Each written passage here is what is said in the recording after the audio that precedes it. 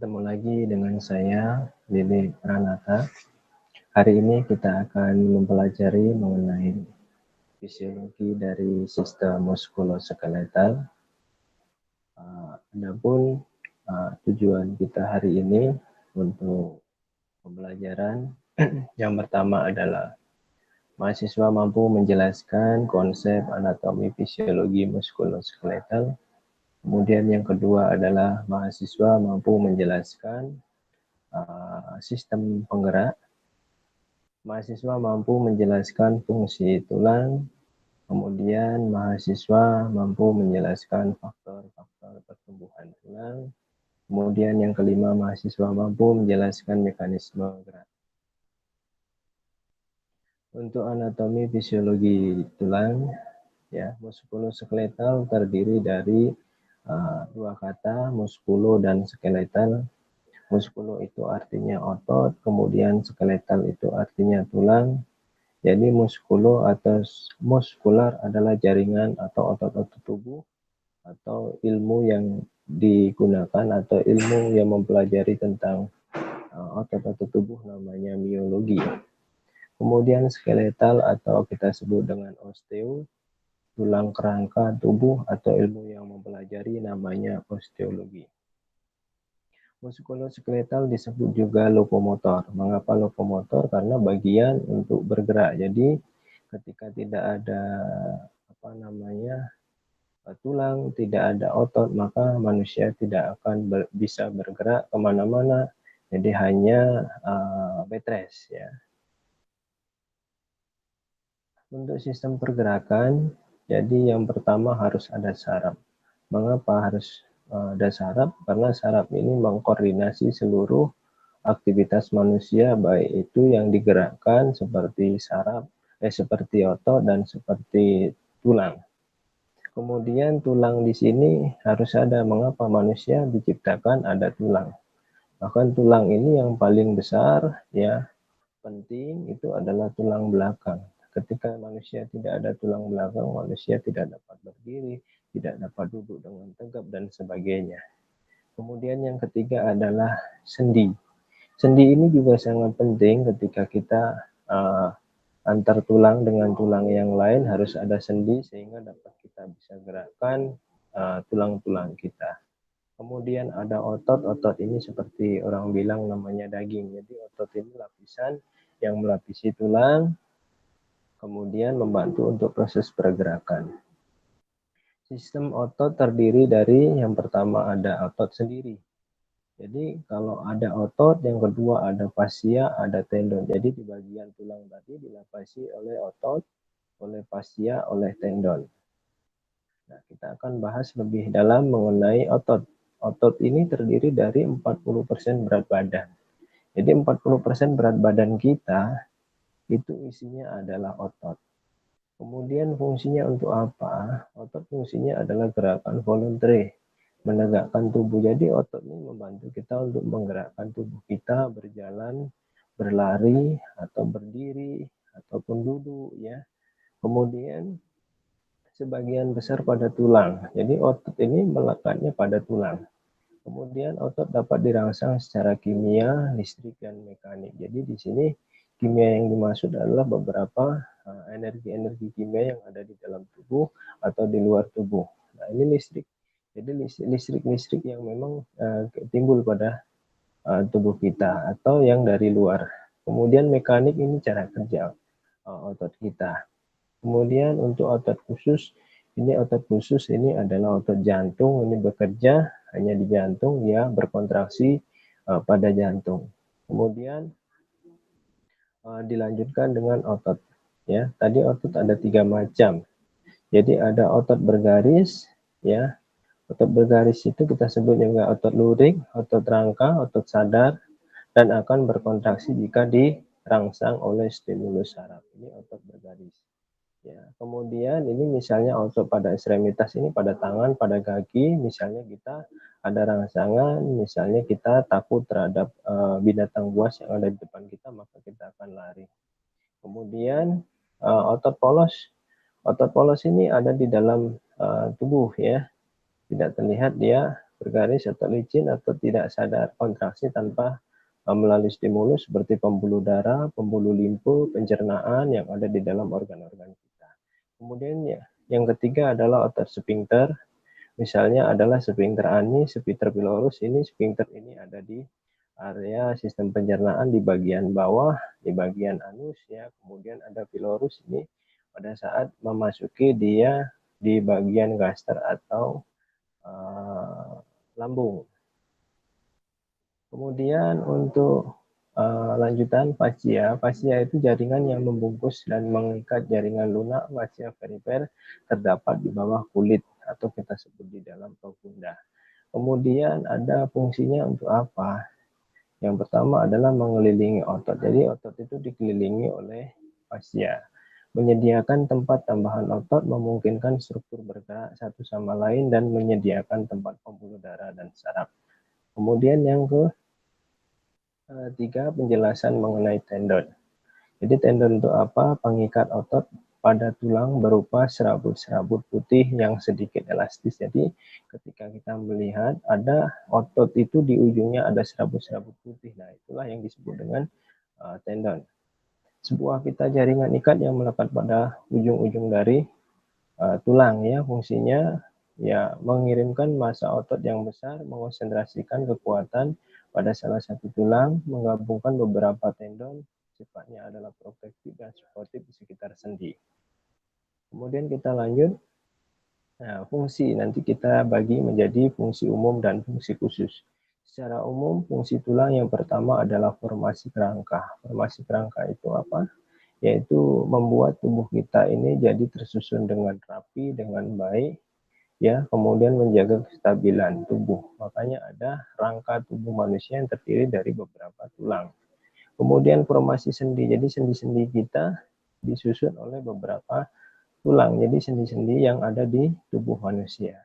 Kemudian perlekatan otot. Jadi tulang itu ya, jadi dibantu apa untuk pelengkatan otot satu dengan yang lain, kemudian sebagai pengungkit. Jadi tulang yang ada di tubuh kita bisa kita gunakan untuk mengangkat sesuatu, makan beban. Ya, kalau tidak ada tulangnya maka kita tidak dapat mengangkat beban. Kemudian penyokong berat badan. Jadi penyokong tubuh kita ini adalah tulang. Maka ketika kita seperti orang-orang yang sering memikul berat beban, ya beban yang berat itu biasanya mempengaruhi tulang. Orang dengan berat badan berlebih, ya obesitas juga tulangnya akan mengalami perubahan fungsi, ya maka dia akan lebih berat. Ya. Kemudian proteksi ini menjaga, ya kita tahu bahwa tulang ini sangat menjaga tubuh kita karena dengan adanya tulang itu ada beberapa vitamin yang ada di dalam tulang kita. Kemudian hemopoiesis. Apa hemopoiesis ini? Adalah proses pembentukan sel darah merah, khususnya ada di sumsum tulang. Kemudian imunologi juga sangat penting, ini ya ada di dalam tulang kita, dan penyimpanan kalsium 97% ini ada di tulang manusia, khususnya kita ketika kita mengkonsumsi beberapa kalsium yang ada di sekitar kita seperti susu ya dan lain sebagainya. Kemudian untuk fungsi khusus, yang pertama adalah sebagai sinus paranasalis, menimbulkan nada pada suara. Misalnya pada sinus itu adalah rongga. Paranasalis itu seperti rongga-rongga yang ada di hidung sehingga menyebabkan atau memberikan suara pada hidung atau memberikan pada suara di mulut ketika saya seperti saat ini berbicara. Kemudian email gigi ya, memotong, menggigit dan menggilas makanan. Jadi gigi kita ini bagian dari tulang. Jadi tulang-tulang yang sangat kuat ya, karena gigi kita ini sangat penting perannya ketika kita melakukan makan ya. Kemudian tulang kecil di telinga, jadi untuk mengkonduksi gelombang suara. Nanti ada malleus, incus, dan stapes di tulang kecil pada telinga ini mengkonduksi, menghantarkan gelombang suara yang ada dari luar masuk ke dalam telinga kita. Kemudian panggul wanita. Jadi panggul wanita itu kita penopang pada saat janin ya. Jadi ini memudahkan juga untuk partus atau melahirkan pada wanita. Nah, ini faktor-faktor pertumbuhan tulang. Mengapa tulang ini terjadi beberapa faktor yang mempengaruhi. Yang pertama pertama adalah hereditas. Ya, hereditas itu dari keturunan. Jadi kalau misalnya teman-teman di sini ada saudaranya yang tinggi besar atau keluarganya atau neneknya yang tinggi besar, kemudian ada yang kecil, ya maka kemungkinan besar ada bisa jadi keturunan Anda nanti bisa kecil atau tumbuh besar dan sebagainya. Kemudian nutrisi. Nutrisi ini apa yang kita makan, apa yang kita minum, ya ini akan mempengaruhi dari pertumbuhan tulang, khususnya di masa kita masih anak-anak. Kemudian faktor endokrin ini hormon, ya hormon yang mempengaruhi tubuh kita, yaitu hormon pertumbuhan. Kemudian faktor persarapan yang ada di tubuh kita, kemudian faktor mekanis yang ada di tubuh kita, kemudian ada penyakit-penyakit penyerta, ini juga bisa mempengaruhi dari pertumbuhan tulang manusia. Nah, ini adalah beberapa gambaran, ya. Di sini ada namanya sistem skeletal, itu terdiri dari 206 buah tulang yang terdiri dari sebagian besar ini ada aksial skeletal, ya. Ini terdiri dari tulang tengkorak 28 buah, kemudian tulang hyoid 1 buah, kemudian tulang vertebra 26 buah, kemudian tulang iga itu 24 buah, kemudian tulang sternum itu 1 buah. Kemudian ini bagian aksial, ya. Bagian aksial ini ada bagian kepala, ya, ada face itu 14 buah. Ini tulang bagian telinga ada 6 buah. 6 buah ini kiri dan kanan, ya. Kemudian hyoid ini 1 buah, ya. Kemudian vertebrata ini terbagi menjadi cervical 7 buah, thoracal 12 buah, coccygeus juga 4 buah. Kemudian ini ada lumbal 5 buah, sacrum 5 buah. Kemudian tulang iga kita ini terbagi menjadi 3, sejati ini 7 buah, tidak sejati 3 buah, dan melayang 4 buah. Kemudian dilengkapi di dada kita ada namanya sternum, itu 1 buah. Nah, kita lanjut ke apendikular skeletal. Apendikular itu adalah ekstremitas atas, itu bagian tangan, sendi, ya tulang bahu ini jumlahnya ada 64 buah, ekstremitas bawah itu kurang lebih 62 buah. Apa saja? Ini ekstremitas atas, ekstremitas bawah. Ya, ini mulai dari kepala ini 2 buah, ini skapula, ya. Skapula ada di atas, kemudian clavikula, kemudian humerus 2 buah, radius 2 buah, femur ini 2 buah, ini kanan dan kiri, ya. Tibia, fibula ini 2 buah, kemudian patella ini 2 buah, ini kanan dan kiri. Ya, ini yang bagian bawah, kemudian tarsal, kemudian palang. Ini sama dengan yang di atas, ya. Ini bagian tangan, ini bagian kaki. Kemudian secara garis besar fungsi tulang adalah ini secara umum, ya, melindungi bagian-bagian tubuh yang lunak.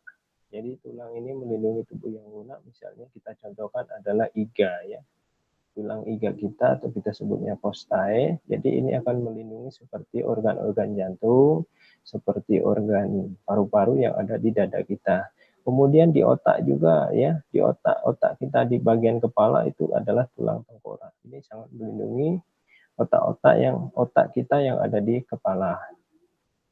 Kemudian melakukan pergerakan. Jadi tulang ini juga melakukan fungsinya utama adalah melakukan pergerakan sebagai kerangka bagi tubuh sehingga tubuh dapat berdiri dan tegak. Kemudian untuk tulang-tulang digabungkan pada persendian oleh ligamen, ya, kemudian kartilago dan otot. Ya, tulang terdiri atas 2 jenis jaringan. Yang pertama adalah jaringan kompak atau yang padat. Jadi jaringan itu padat. Jadi tulangnya padat, kuat, ya, keras. Ya. Itu terdiri dari tulang pipi dan tulang pipa. Jadi tulang pipa ini identiknya kita lihat adalah tulang-tulang yang panjang ada di dalam tubuh kita. Kemudian jaringan seperti spons berbentuk jalan.